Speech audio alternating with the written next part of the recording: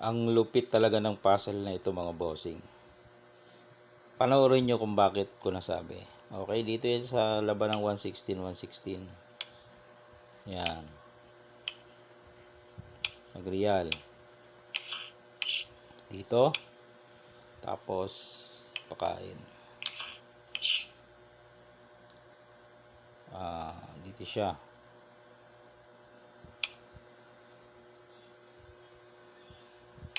Dito naman.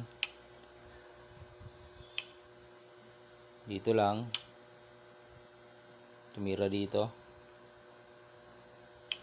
Siniguro ang ginawa ng itim. Dito lang siya. Kumain atras. Yan, ito na mga boss. Siyempre, siniguro. Sinuportahan. Pagkain, siniguro. Yan, dyan na. Yan na yung puzzle na malupit mga bossing. Malalim. Oh. Kasi kung tayo lang, halimbawa, kung ako lang titira, baka ito lang itira ko. Para lamang na ako ng isa, no? Yan lang, mahaba pa yan. Marami pa siyang pwedeng itira. Kahit lugi siya ng isa, mahaba pa yung laban.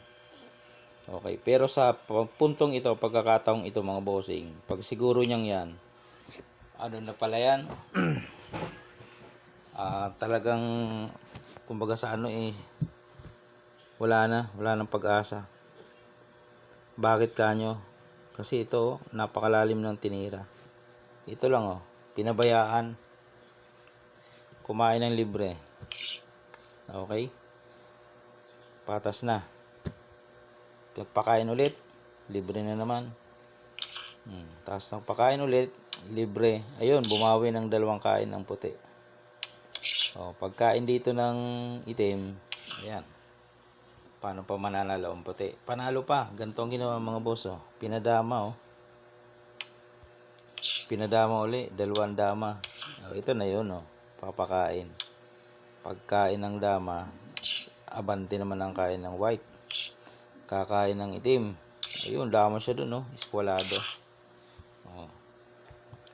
Talo yan mga bossing. Kahit 3 yan. Siyempre, ang itim, magpapakain yan.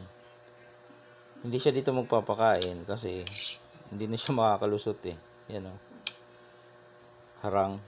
Dito siya magpapakain Dito. Yan. Para makababa ito. Gagawin mo, hahabulin mo. Ilag yan Habulin mo lang. Dito siya na naman. Dito ka naman. Iilag yun. Pag ilag, yan, eskwalado ulit. Yan Diba? Anong tira ng black? Ito. Para makatawid. Kaso babantayan dito. Pagbaba niya, ilalak. Panalo mga bossing. Lalim ng puzzle na yun mga boss. Share ko lang kasi maganda